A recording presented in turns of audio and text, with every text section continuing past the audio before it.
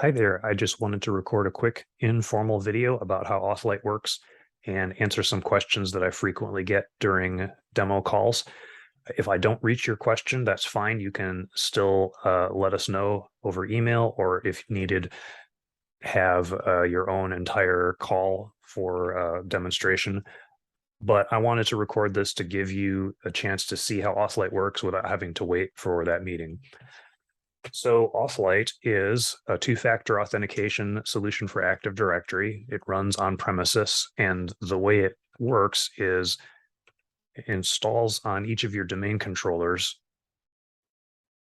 as the authentication server for AuthLite, and all of the settings and key data all replicate between the DCs. So that's AuthLite's servers. We're just adding a feature to the Active Directory. There's not an AuthLite cloud that they connect out to. There's no network requirement. There's no internet requirement. It is an on-premises solution.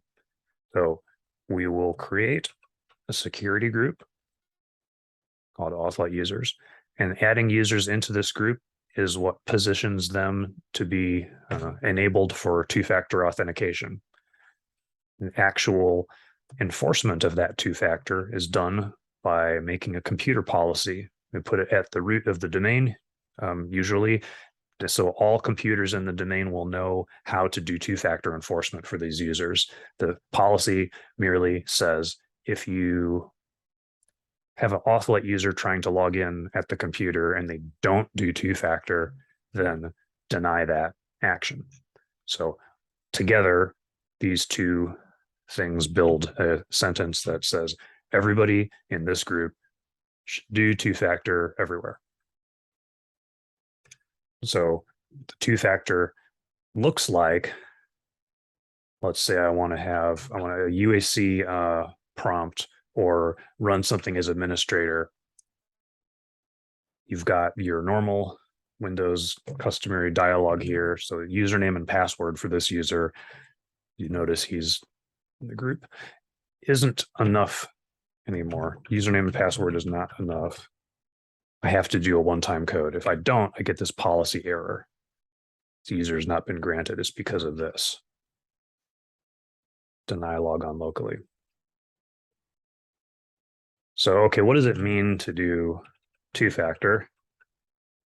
And I'll mention here, this one-time passcode field is being shown because I have AuthLite installed on this Windows 10 machine here. So that's how come it knows how to prompt me for this. And we'll talk in a minute about what to do when the software is missing from the machine and how that works. But just so you know that that's where that's coming from. To fill this in, I've got a couple of options. I can tap the YubiKey hardware token that's plugged into my machine, and that will type in characters into wherever the keyboard focus is. So let's do that here. You get a one-time passcode. So that means this is different every time you press the button, and it needs to match the correct value in order for the server to validate it. So I've got username, password, and YubiKey. I can also, if I want, instead of doing the YubiKey, I can have a soft token in my Microsoft or Google Authenticator, or all of those authenticators work the same way. So this is a shared secret between the phone and the domain. And based on the time, it generates a 6-digit code that changes every 30 seconds. So I could type this in here instead of the YubiKey tap. So you need a username, password, and code of one kind or another. And then you get your logon session. So now if AuthLite was not installed on this, I'll sort of simulate that by entering my credentials backwards just so I can show you what it would look like. When you've got a credential request that is not able to show you a field, either because AuthLite's not installed or because this is being presented by some kind of program that doesn't understand the credential expansive or the extendible credential provider, you can sometimes be stuck with just username and password field. So we can sneak the two-factor in by doing username and then a dash and then the one-time code after that. So I tap the YubiKey here and fill in this value after the username, or I'll just do my 6-digit code here for variety. So username dash, and then my current value from the phone, my real phone is this. So username, password, and code snuck after the username like this, and then this will work. It'll validate by going to the domain controller and getting split up. This is not as good as having the client installed. There's trade-offs to make here where things in the Windows session don't work as well afterwards, like file shares won't necessarily work right. So you generally would like to have AuthLite installed everywhere where you intend to log in with your two-factor user. But if you're using AuthLite for just domain admins and you incidentally need to log into a workstation that you hadn't expected or something along those lines, you can do username dash code and at least get logged in. We can talk more in over emails or longer meetings about the trade-offs about installing it or not. It's a longer conversation, but a question I frequently get is, well, does that mean you have to install it on X or Y? The answer is generally, if you intend to be logging in with a two-factor user more than an incidental amount, yeah, install AuthLite. It never hurts to install it. It's just an MSI that you get from the downloads page, so you can push this out if you want with unattended support or unattended what do you call that?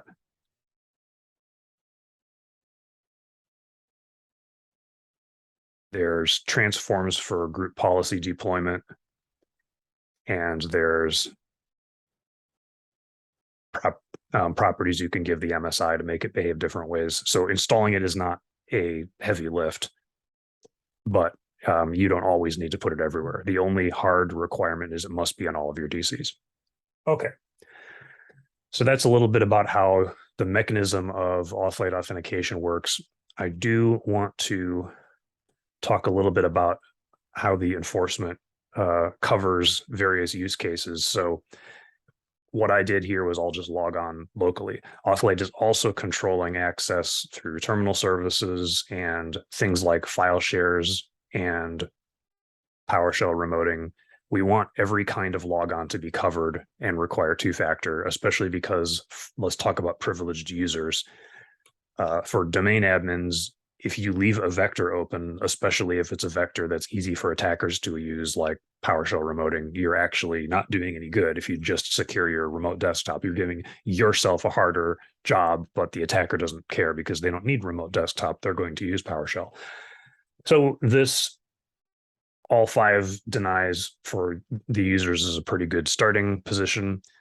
It turns out that so this first thing we do for enforcement is pretty good, but there's certain cases that don't get stopped by this. For administrators, there's ways for an attacker to attack that account that don't completely get stopped by this group policy. So we also want to do something else in addition to that policy, which is if this user is going to be an admin, I'm going to configure them in a different way than usual. So instead of being in the domain admins group, we're going to take them out of that and put them instead in a group called AuthLite DA. So you'll notice this user's group membership does not have any power group. It doesn't have domain or enterprise admins or anything else. It's just this thing that we've made. AuthLite DA doesn't give them any power by itself. But what it does is get paired in the group pairs dialog with domain admins. So when a user logs in with two-factor and they possess this group, AuthLite will notice that. And then when the domain controller is building the Kerberos ticket for their authentication, we're going to insert the domain admins SID along with the other ones the user actually has. We're going to add domain admins into the list as though you have it, even though you really don't. And then when we give you this Kerberos ticket, you'll be able to act as a domain, act as a domain admin, do all of your normal work. But an attacker who manages to get a logon session somehow that we don't expect or aren't able to stop somehow, they're going to be trapped on the left side of this fence, not having an administrator group at all. So the very best they could ever do is this kind of logon. We're going to try to prevent them from logging on at all. That's what this whole group policy thing is about. But if we fail that first defensive line, we're going to have this whole second one in place here. So this is a lot of machinery that's interesting if you think about threat modeling and the details of how everything works. It's not critical to understand 100% about how this works or keep it all in your head. This all sort of fades into the background once you have got the machinery set up, and you can do this with the quick start documentation or a video. We go through setting all this up. We can also help you with this either during the setup or afterwards if you want. We can review with you during a support call. The goal is we want to make sure if you're securing your most privileged accounts that you're not missing anything obvious or obvious to an attacker. Sometimes it can fail in a way that feels like everything's good to you, but you've missed something. So that's why we kind of go to the extra mile here to make sure that we're going to bother doing this. We may as well make sure that it's working. So once you log in with that user, the Kerberos ticket that you have from the domain controller, if you look at what groups this user's session has, they will have the domain administrator's group SID, even though this session was created by this user who doesn't actually have that. So again, I'm just sort of proving that this machinery works. When you get logged in, you can do domain admin type things because of this. It's just dynamic. It fails secure, it fails safe. Okay, so I don't make this go too long, I'm going to jump over and talk a little bit about our model for how AuthLite is licensed. It is the sort of classic model of software licensing. So for us, it's perpetual and it's based on the number of user accounts. So you'll notice that I had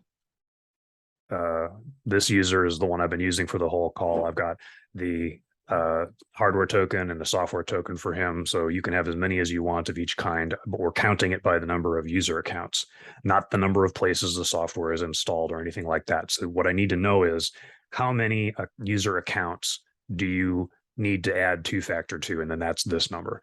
Do you want YubiKey hardware tokens?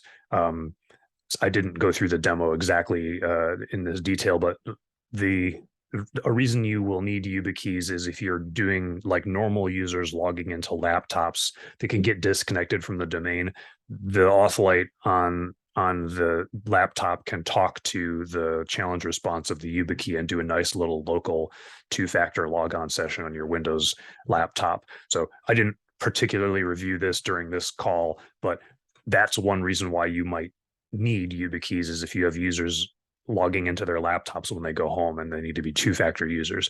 If you're just doing this for domain admins, why would you care YubiKey versus soft token? It would be more like opening your phone and going to the app and finding the right row and typing the numbers into the thing.